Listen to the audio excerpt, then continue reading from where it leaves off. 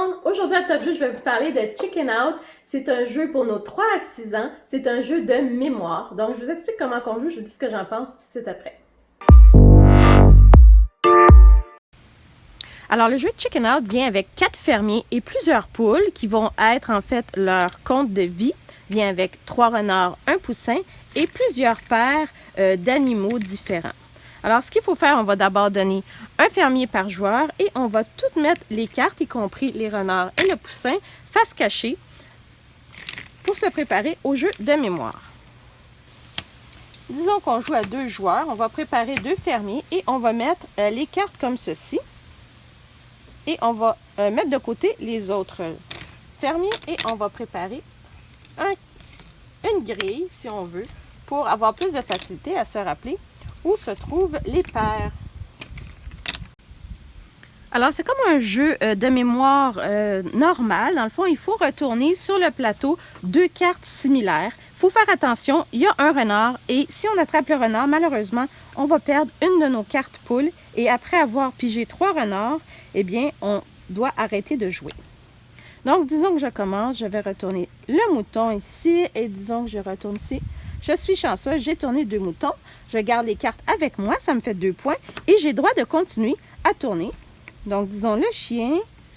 Donc, disons le chien et une oie. Donc, je retourne puisque je n'ai pas réussi et c'est maintenant à mon adversaire de jouer. Alors, il retourne un cheval et un chaton. C'est maintenant à mon tour puisqu'il n'a pas réussi à faire la paire. Un bouc et une vache. Toujours rien.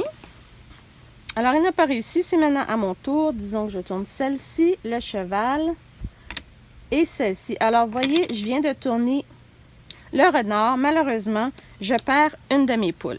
Et la seule façon de retrouver la poule, c'est de trouver le poussin qui se trouve à quelque part dans le jeu. Sinon, c'est perdu et je le mets de côté. À mon adversaire, donc, le bouc ou la chèvre, et il se rappelle, je crois qu'il était ici, donc il va retourner. Oui, très bien. Et il peut continuer à jouer. Un autre, disons celle-ci. Non, c'est le chat. Et on retourne. Alors, c'est à mon adversaire. Par contre, si mon adversaire trouve le poussin à ce moment-là, puisqu'il a déjà les 3 poules et ça ne va pas lui servir, il doit le retourner face cachée. Par contre, vu que moi j'en ai besoin d'un, le poussin est ici. Je récupère ma poule, je le ramène ici. Et malheureusement, c'est tout pour ce jeu-ci. On doit se débarrasser du poussin et il sort du jeu. Une fois que toutes les cartes ont été ouvertes ou que quelqu'un n'a plus de poule, on arrête la partie et on compte toutes les cartes qu'on a réussi à accumuler. Et c'est celui qui a le plus de cartes qui va gagner la partie.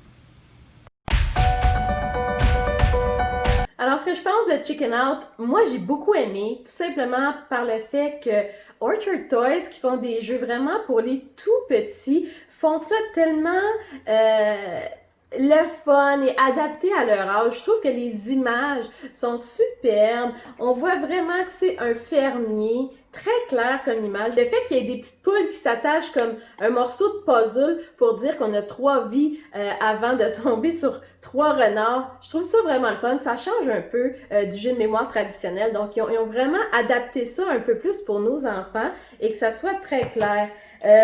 Les cartes, toujours aussi magnifique. Je pense que pour les tout petits, le graphisme est tellement important de faire ça clair et simple. Et moi, j'ai beaucoup aimé ce jeu de mémoire.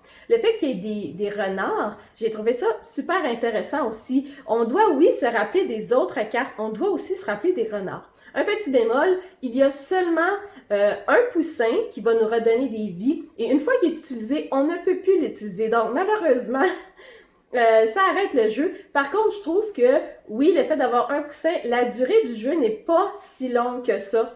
Et qu'on dit, bon, mais on a raté ce coup-ci, on va réessayer le prochain coup. Moi, j'ai trouvé ça très intéressant. Donc, bravo à Orchard Toys parce que celui-là, moi, je vous le recommande pour nos tout petits, donc de 3 à 6 ans, c'est parfait.